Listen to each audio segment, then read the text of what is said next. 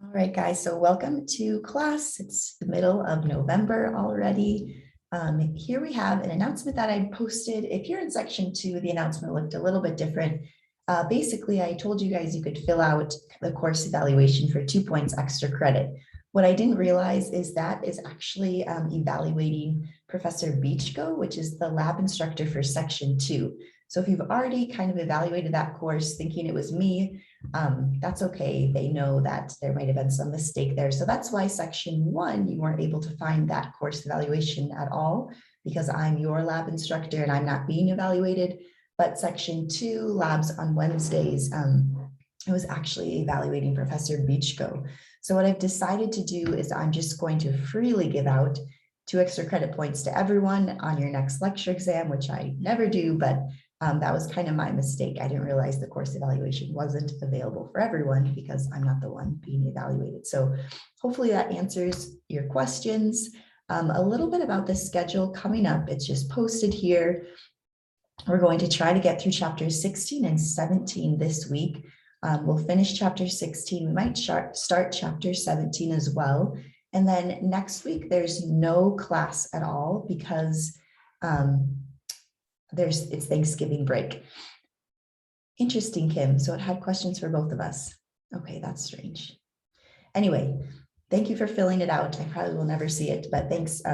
We'll just give 2 points out for everyone. Thanks for letting me know that, Kim. So no class the week of Thanksgiving, so enjoy your time off next week. But when we do come back, we are going to potentially have a lecture exam this Monday.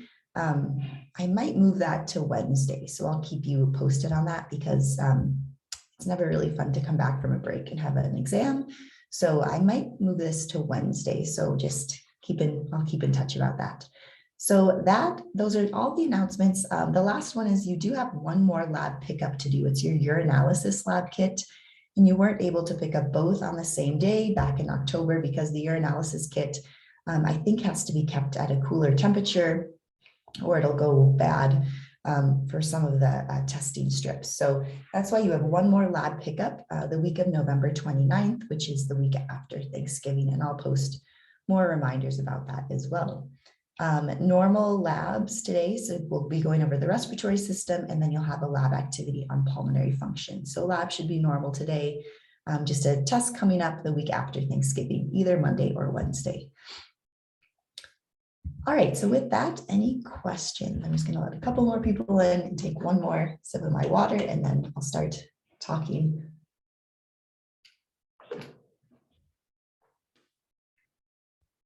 Okay, so good to see you guys here. Let's pull up our kind of second half of our digestive system lecture. We ended talking about the stomach, I think. So we're going to kind of keep moving our way down, and we're in the small intestine. Again, the small intestine is named small for the diameter of the intestine in comparison to the large intestine, which has a much wider diameter. Because the small intestine in reality is much longer. It's about 6 meters in length. It's the major absorptive organ. So what that means is this is the organ where the nutrients from food, they're finally broken down small enough so that they can be absorbed directly into your bloodstream to go to the liver for processing or other cells.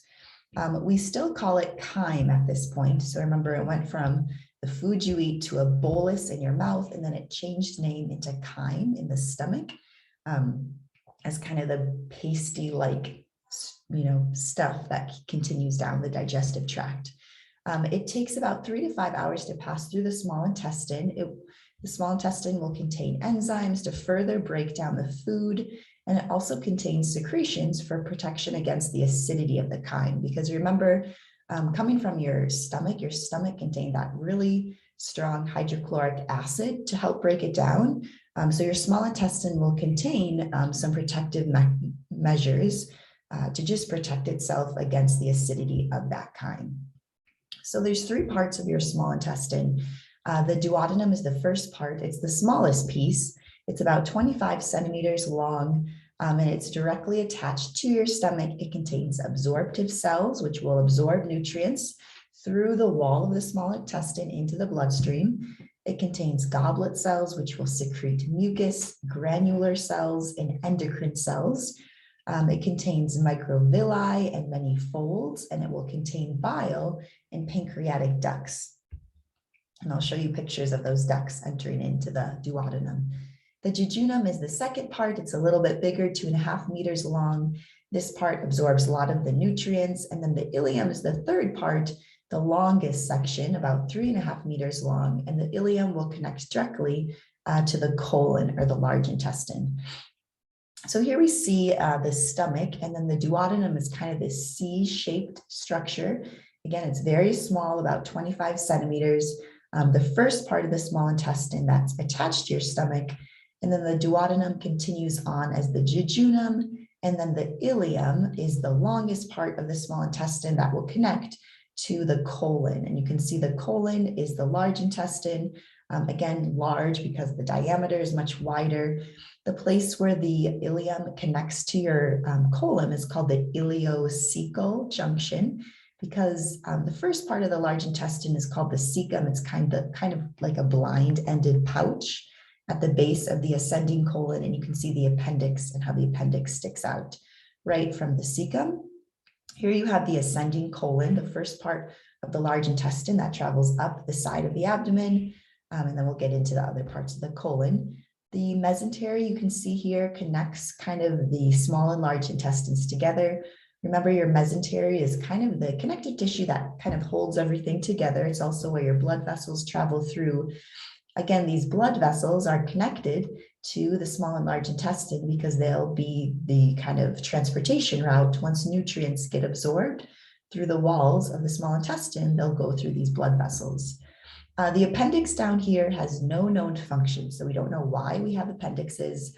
All we know is that if it gets inflamed or enlarged, that's very dangerous. It can be painful, but it could burst. And what's scary about that is the appendix is kind of full of bacteria for good reason, because it's at the base of your colon. So your intestines in general contain a lot of good bacteria for helping keep your colon clean. But that bacteria, if it were to burst and get into the surrounding tissues, could cause major complications and even death. So you might have had known people who got their appendixes removed. So that's the appendix. So the mucosa of the small intestine is made up of simple columnar epithelium. Columnar epithelium is the column-shaped cells, usually including lots of cells. Absorptive cells have microvilli. They produce digestive enzymes, and they will digest and absorb the digested food. Goblet cells create mucus. And again, the mucus in your intestine is always kind of a protection against any acidity or acidic substances that have come through, because that acidity will try to burn a hole through the wall of your intestine or stomach, and mucus always kind of protects against that. And again, any hole that's burning through the stomach or the intestine, that's called an ulcer.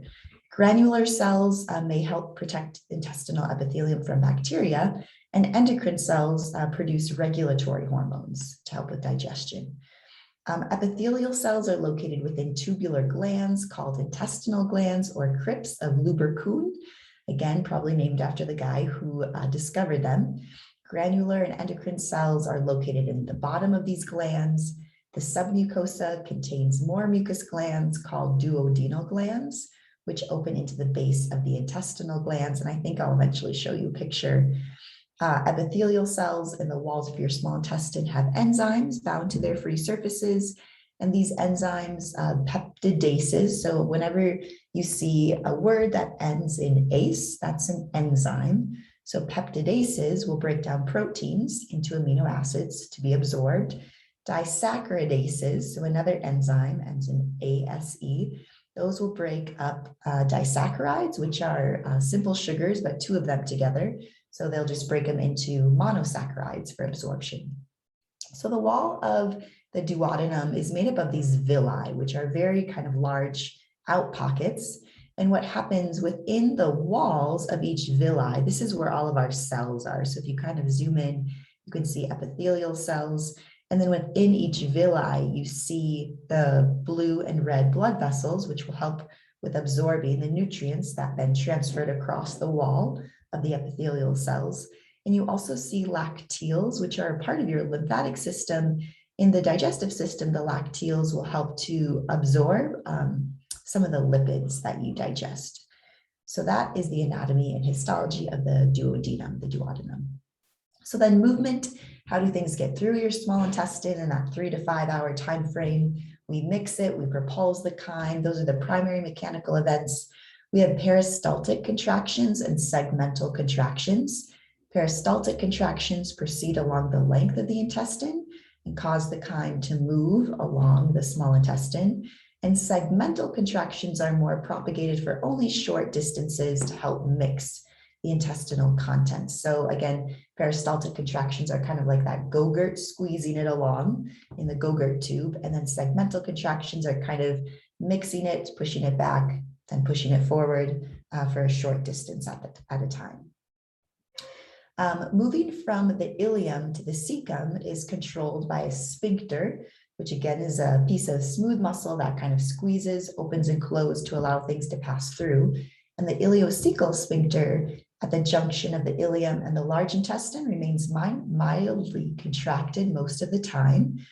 Once we have these peristaltic contractions reaching that sphincter, that causes the sphincter to relax and open to allow the chyme to pass through into the cecum, the first part of your large intestine, your colon.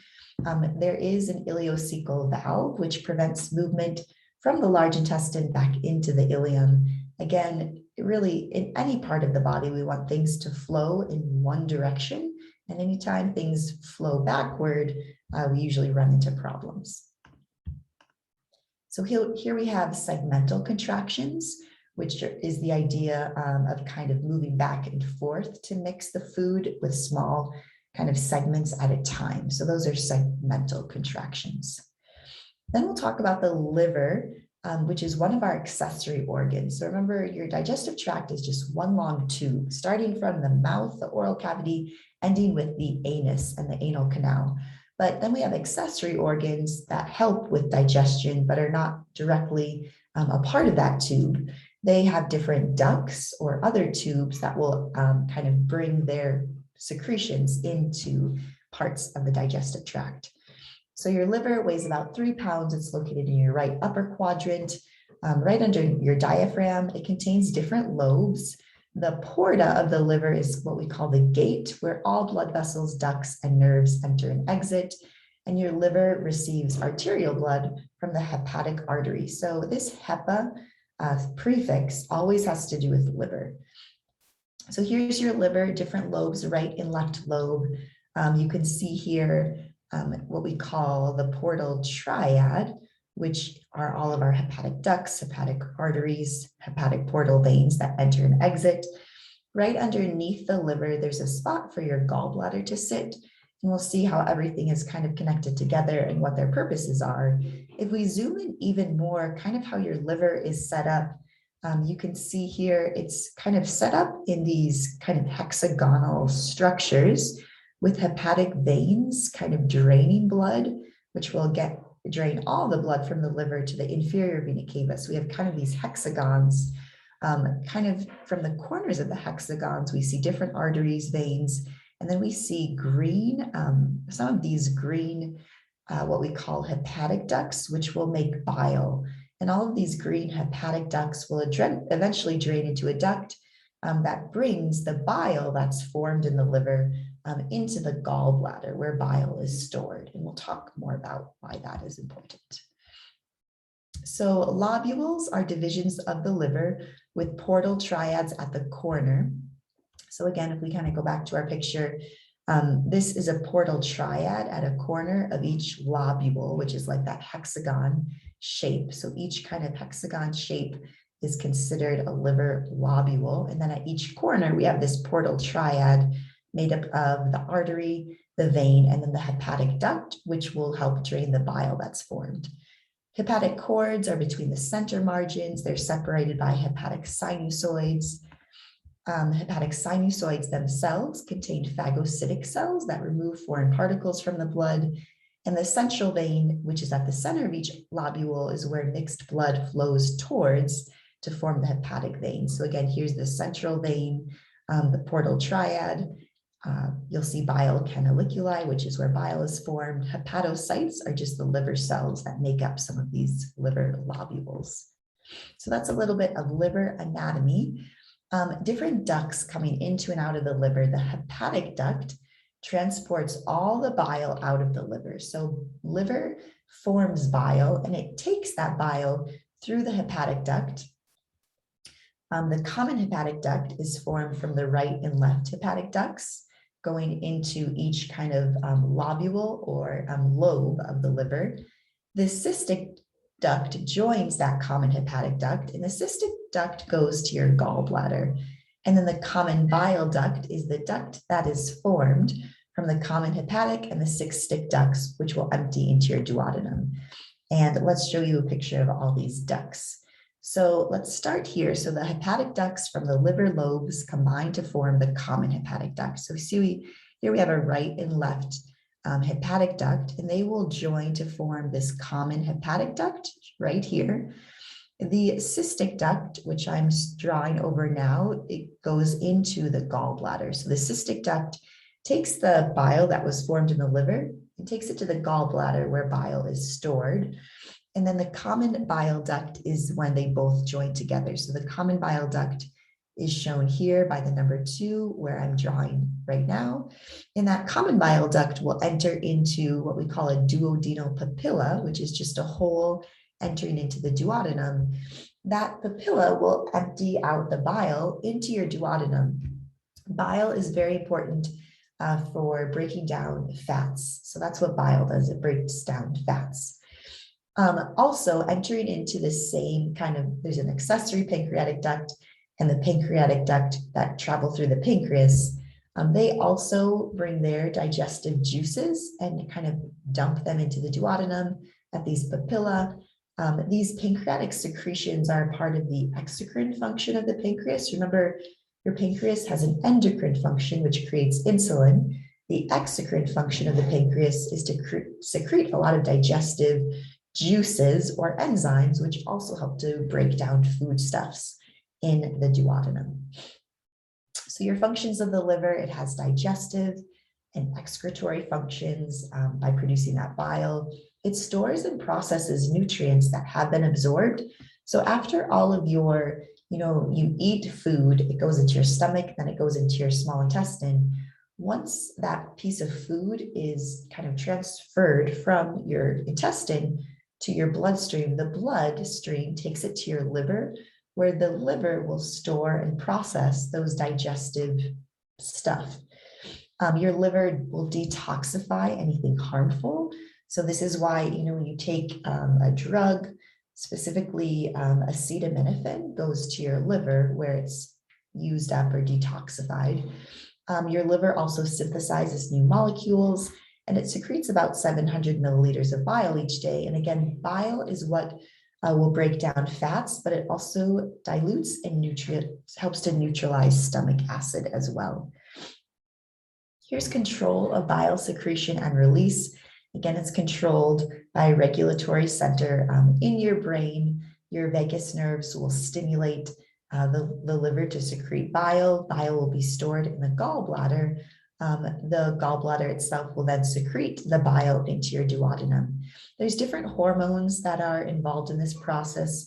Cholecystokinin, sometimes abbreviated CCK, that's produced by the duodenum itself, and it's carried through the blood to the gallbladder to stimulate the gallbladder to contract to secrete bile. So when the small intestine has fat in it, it sends out a signal, CCK, the hormone, that says, all right, we need some bile to help break down this fat.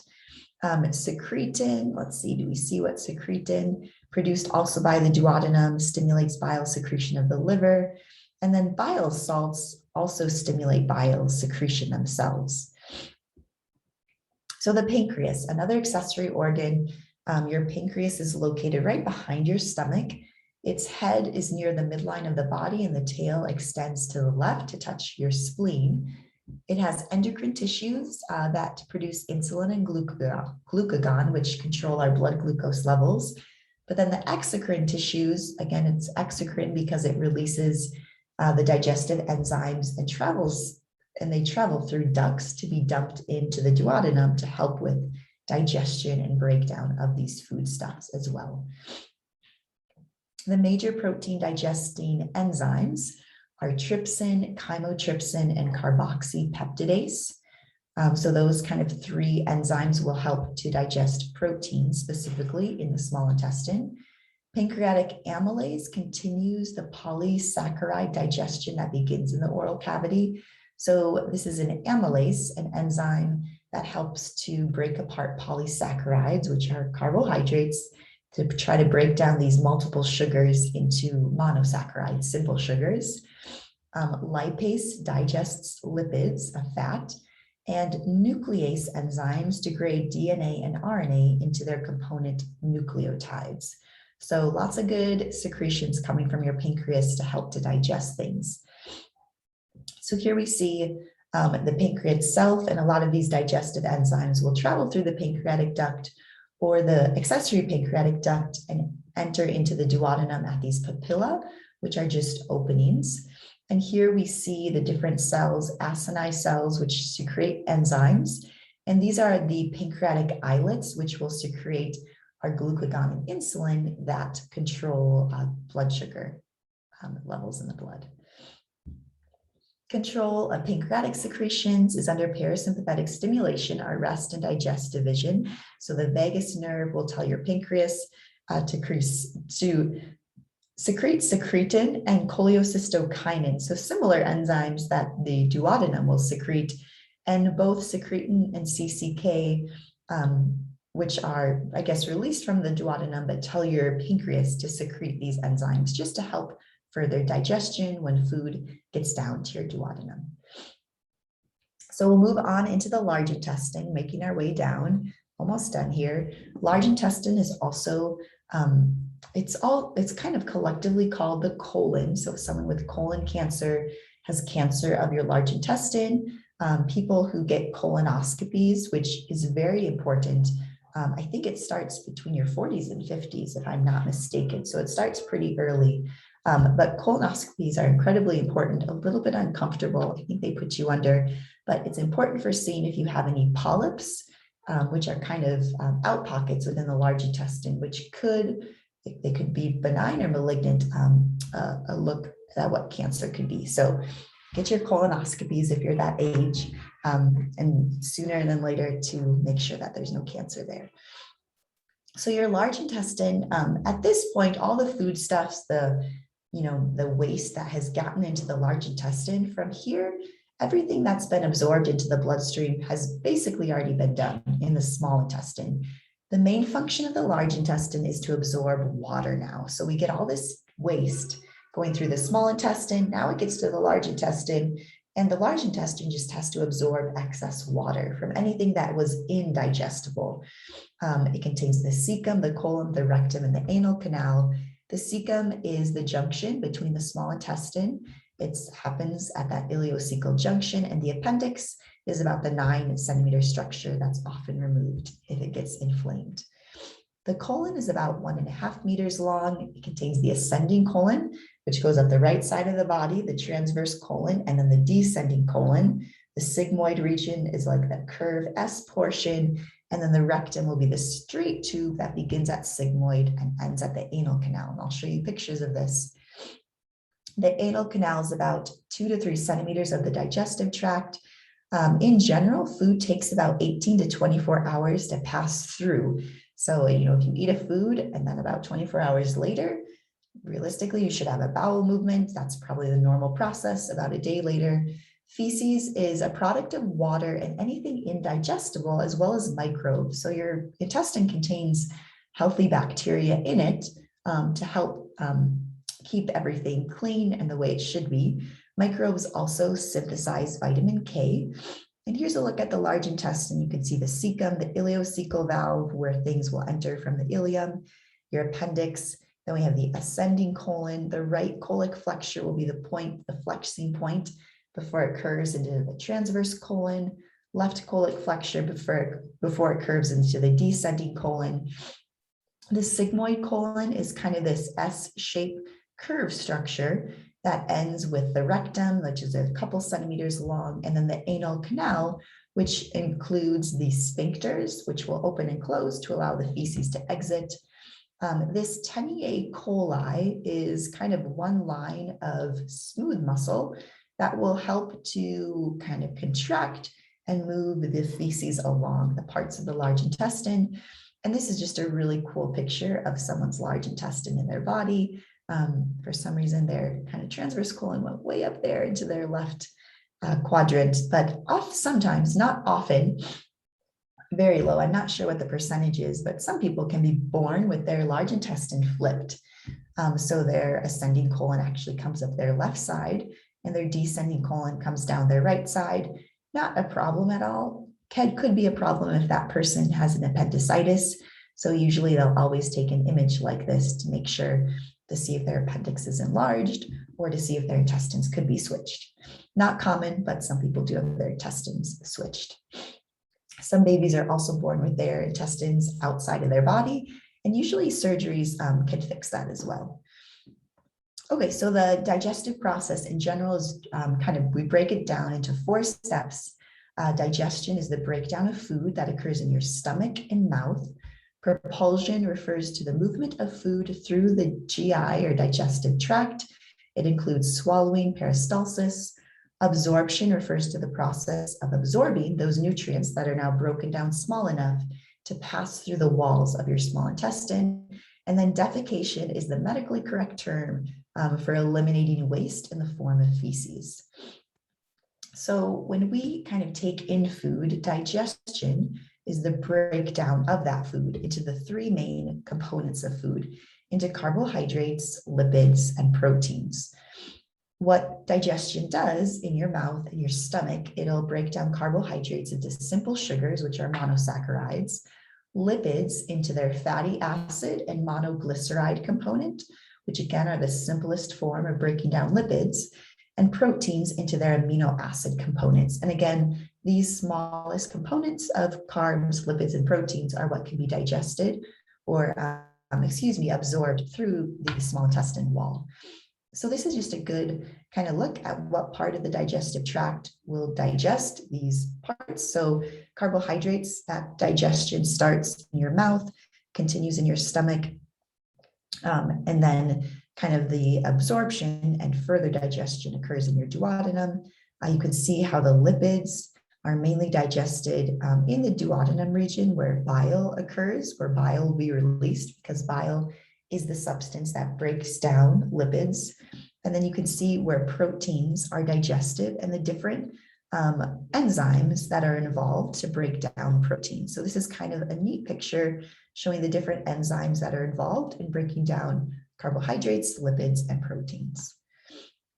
And then we kind of go through individually which enzymes break down these 3 kind of main parts of food. So carbohydrate digestion, polysaccharides, that's just another word for a carbohydrate, many sugars. It starts in the mouth by salivary amylase and continues from pancreatic amylase. Disaccharides are broken down into monosaccharides, which are simple sugars, by these disaccharidases. And again, any word that ends in ase is an enzyme. And this occurs at the surface of your intestinal epithelium. Glucose will be absorbed through the intestine by co-transport with sodium. That means when the ion sodium gets transported through the walls of your intestine, glucose kind of jumps along and follows it. Glucose is carried by the hepatic portal vein to your liver and enters most of your cells just simply by facilitated diffusion. So here we have just a look at how glucose gets across your wall of your intestine.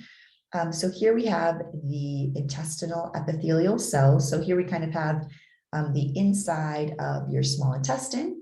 Glucose gets co-transported with sodium into the intestinal epithelial cell. We have a couple things happening here. ATP gets broken down to ADP to kind of do a sodium-potassium pump interaction. And then the glucose will get directly kind of transported into your capillaries, and glucose will then be taken to the liver to either go to different cells, or glucose will often be stored in your liver as glycogen. Lipids are broken down by lipase. It breaks down triglycerides into their fatty acid component, into the monoglyceride component. Bile salts from bile will surround fatty acids and monoglycerides to form what we call like a missile, and missils attach to plasma membranes of intestinal walls. Fatty acids, monoglycerides pass by simple diffusion into intestinal epithelial cells. Within the intestinal epithelial cells, they're then converted to triglycerides. Proteins will coat triglycerides to form chylomicrons, which move out of the intestinal epithelial cells by exocytosis. And these chylomicrons are then what will enter your lacteals, which are part of your lymphatic system, which will carry it to the blood. And again, I'll let you know how much of this you'll need to know for the next lecture exam too. So here's lipid transport. So again, we're looking at the inside of the small intestine, kind of right here. And here we have a lipid is broken down into kind of its fatty acid and monoglyceride component, and bile salts surround that component, forming what we call the missile. And that missile is what can be simply diffused into your intestinal or the intestinal epithelial cells. From here, kind of the missile gets removed, but we're left with a triglyceride, which will then be covered with proteins, and through exocytosis, which is again a cell kind of spitting out something, then that chylomicron, now that it's called, will enter the lacteal, which is a part of your lymphatic system, which will carry those chylomicrons, which are just a breakdown of lipids to your bloodstream. Lipoproteins. Lipids are packaged into what we call lipoproteins to allow transport into the lymph and the blood. They are molecules that are partly soluble in water and partly soluble in lipid. And since lymph and blood contain both water and lipids, lipoproteins are necessary for the transport.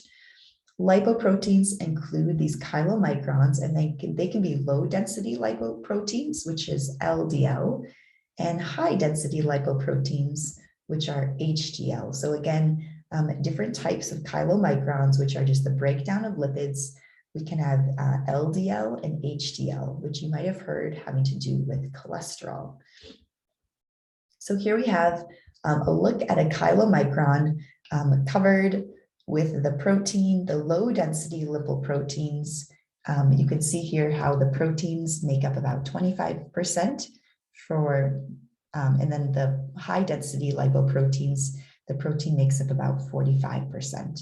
So that's where this high density and low density comes in. So that's lipoproteins. Protein digestion is done by the pepsin, which is a protein digestion enzyme. This mainly occurs in your stomach.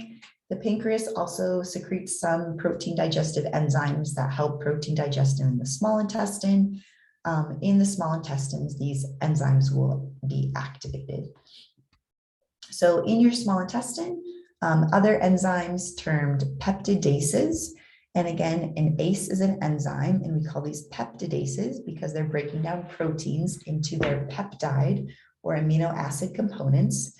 In the small intestine, these will be bound to the microvilli of the intestinal epithelium to further the breakdown of the small peptides into tripeptides. And absorption of these tripeptides, dipeptides, or individual amino acids. So a tripeptide is 3 amino acids together, a dipeptide is 2, or an individual amino acid. Absorption of those will occur through the intestinal epithelial cells by various co-transport mechanisms. So again, here's the inside of our small intestine. We're absorbing an amino acid co-transported with sodium at the same time. And from here, we have a different sodium-potassium pump, ATP being reduced to ADP.